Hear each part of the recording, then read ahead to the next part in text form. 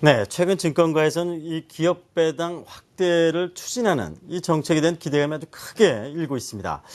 만일에 이게 실제로 이루어진다면은 이게 증시에 대한 어떤 근본적인 문제가 확실히 해결될 수 있는 이 파급력이 아주 큰 정책이라고 하는데요. 정경준 기자가 보도합니다. 새 경제팀의 기업 배당 확대 정책의 대략적인 방향은 크게 두 가지입니다. 과도한 기업 내부 유보금에 대해 세금을 물리거나 아니면 사내 유보금을 배당 등으로 지급할 경우 세제 측면 등에서 혜택을 주는 방안입니다.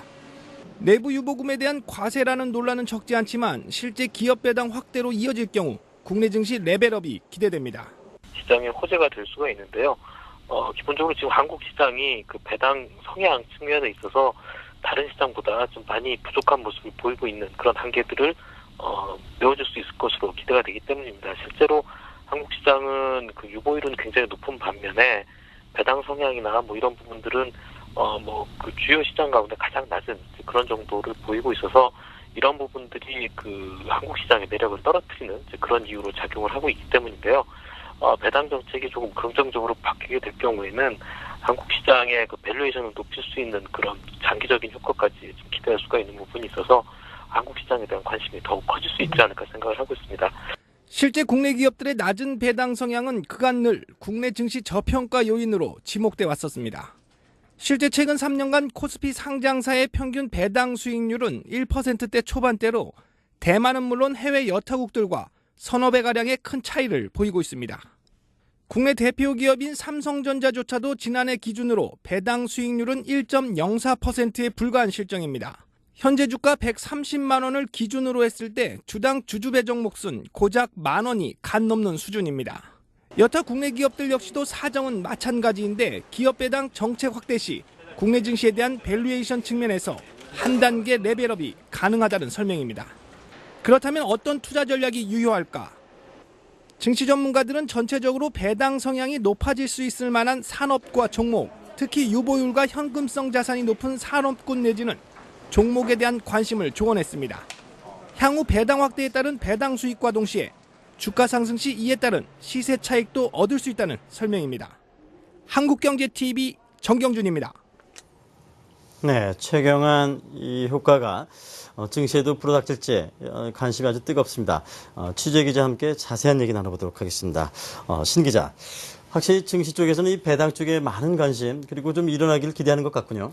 예, 맞습니다. 그 최경환 후보자의 경우 성장을 중시하는 그 시장주의적인 성향인 만큼 증시를 부양한 대책이 나올 수 있을지 시장의 관심이 뜨거운데요. 이 중에서 가장 중요하게 생각하는 것이 바로 배당 문제입니다. 최경환 후보자는 지난 4월 1일 국회 교섭단체 대표연설에서 배당 확대와 연금의 주식 투자 유도를 위해 세제를 개편하겠다는 취지의 발언을 한 이후 경제부총리 인사청문회 역시 배당 확대에 대한 의지를 강하게 드러나면서 배당 기대감은 그 어느 때보다 높다고 말씀드릴 수 있습니다. 특히 과도한 사내 유보금으로 국채 등 금융상품에 투자하는 데 대해 세금을 매기는 방안을 검토하고 동시에 배당과 성과급 등을 늘리면 세제 혜택을 주는 방안을 또 염두에 두고 있다는 것인데요. 도통 살아나지 못하는 시장을 살리기 위해서 정부가 기업에 쌓여있는 여윳돈을 강제로라도 꺼내서 풀어내 경제 활성화를 추진하겠다는 것입니다. 이 사내 유보금이라는 것이 일정 기간 기업이 벌어들인 이윤에서 세금이나 배당금, 또 상여 등 회사 밖으로 유출된 금액을 제외하고 사내에 쌓아두는 자금을 뜻하는데요. 관련 자료기관에 따르면 국내 10대 그룹의 금융사를 제외한 82개 상장 계열사의 사내 보유금은 지난 6월 말 기준으로 477억 원 규모로 집계됐습니다. 특히 477조요? 477조 원으로 집계됐습니다. 예. 특히 삼성전자의 지난해 사내 유보금만 28조 3천억 원에 이릅니다. 때문에 정부 입장에서는 이 기업들의 사내 유보금을 잘 활용해서 배당 소득 증가를 통해 가계 소득을 늘려주는 것은 물론 예산 확보 차원에서도 당위성을 부여한다는 모양새입니다. 앞서 말씀드렸듯이 한국은 배당 수익률이 1%대로 전 세계에서 가장 낮습니다. 배당 성향 또한 글로벌 시장에서 가장 낮은 수준인데요. MSCI 지수 기준으로 국내 상장 기업의 배당 성향은 17%로 선진국 평균인 44%, 또 신흥국 평균인 32%에도 미치지 못합니다.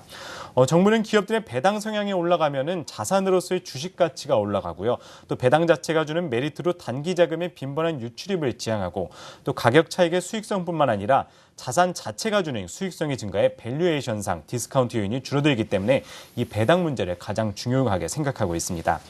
사실 낮은 배당 성향은 적정 사내 유보 초과과세가 폐지됐던 지난 2001년을 기점으로 국내 기업들의 이익잉여금이 크게 확대된 데 1차적으로 이유가 있는데요. 또 국내 기업들의 주력 사업이 IT나 또 자동차 등 장비 투자 규모가 큰 사업에 편중된다가 업종 특성상 경기 순항폭이 커 현금 보유의 유인이 상당했고요. 또 IMF 등 금융위기를 겪으면서 유동성 확보에 대한 기업들의 학습 효과가 강하게 작용했기 때문입니다.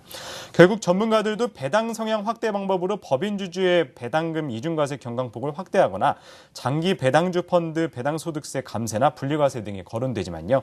이는 기업들의 배당 성향을 확대시킬 직접적인 방식은 아니라면서 결국 가장 유력한 방식은 2001년 이전처럼 배당을 늘리는 기업에 세제 혜택을 주거나 또 배당을 지나치게 적게 하는 기업에 벌칙을 부과하는 방식의 배당 유도 방안이라고 또 이야기했습니다.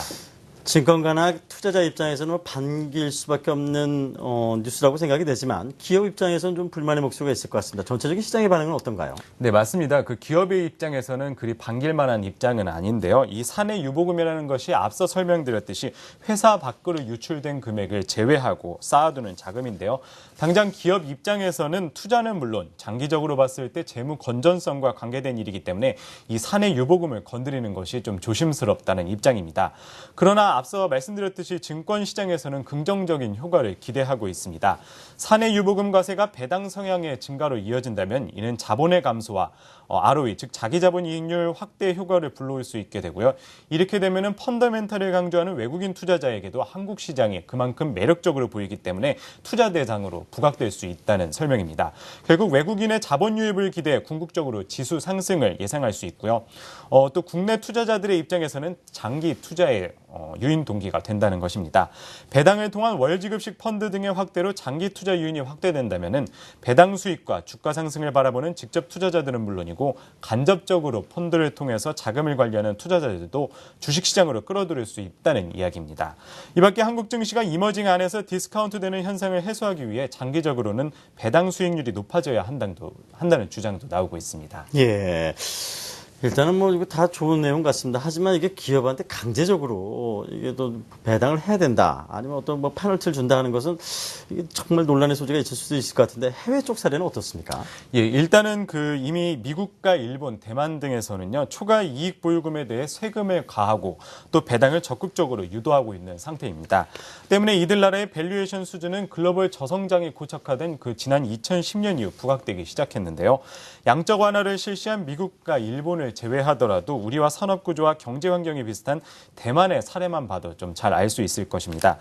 대만은 납입 자본금 금액의 한도를 벗어나 이익을 유보할 경우 초과한 이익금에 대해 1회에 한해 10% 정도의 추가 법인세를 부과하면서 주주가치 제고에 노력을 기울이고 있습니다.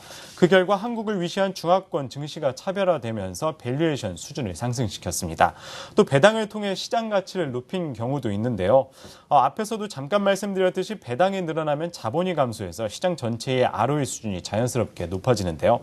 현재 우리나라의 경우 2000년 이후 ROE 평균은 9.3%로 지난 연말 극심한 이익 부진 속에서 8%까지 떨어져서 글로벌 시장 중 가장 낮은 시장으로 평가받고 있습니다.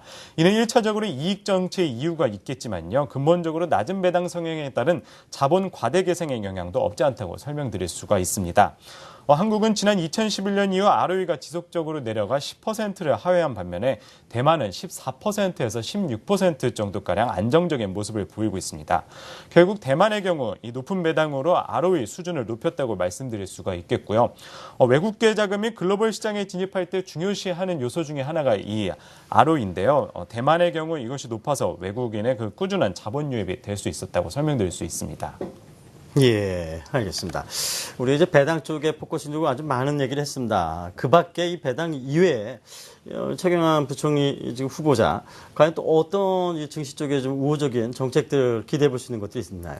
예, 가장 중요시되는 거는 이제 배당이겠지만은 그 이외에 최 후보자의 정책은 경기 부양, 즉 그 가운데서도 내수 활성화에 초점이 맞춰지고 있습니다. 당장 건설과 증권, 은행 등 유통이나 내수주의 수혜가 예상되면서 증시의 활력소가 될 수 있다고 평가를 하고 있는데요. 특히 배당 다음으로 부동산 경기 활성화 관련해 가지고 살펴볼 필요가 있습니다. 주택담보대출 비율과 총부채 상환 비율 규제 완화 필요성을 언급하면서 부동산 시장에 대한 기대감도 커지고 있습니다. 실제로 이것이 발표된 이후로 부동산 관련주들은 한 달 새 15%가 넘는 상승률을 보였습니다. 결국 부동산 시장 활성화도 증시에 긍정적인 요인을 미칠 것이라고 전문가들은 이야기하고 있습니다. 결국 새 경제팀이 성장 중심의 시장주의적인 성향을 가지고 있는 만큼 현재 준비하고 있는 사안은 전반적으로 증시에 긍정적인 영향을 미칠 것으로 예상하고 있습니다. 예. 실제로 외국계에서도 우리나라를 바라보는 시각, 좀 배당이나 어떤 주주를 가치를 좀 제고하는 것이 너무 선진국에 비해서 턱없이 부족하다는 걸 지적하고 있고, 오늘도 삼성증권에서 정말 배당 정부에서 추진하는 게 그만큼인지 모르겠지만 배당이라는 것들이 좀 확대된다면은 그만큼 디스카운트, 우리는 디스카운트가 지정학적 요소 문제라고 생각했지만 이러한 정책적인 문제 때문에 시장에서 좀 낮게 디스카운트 되고 있다라고 지적을 했었습니다. 좀 이런 문제가 제대로 원활하게 해소되길 바라네요. 또 한 가지는 또 주주들도 그냥 시세 차익을 노리는 주식 투자뿐만 아니라 정말 제가 그 회사에 투자하고 있고 주주로서의 가치를 정확하게 요구하는 것도 필요한 대목이 아닌가 생각이 듭니다. 신동호 기자 함께했습니다.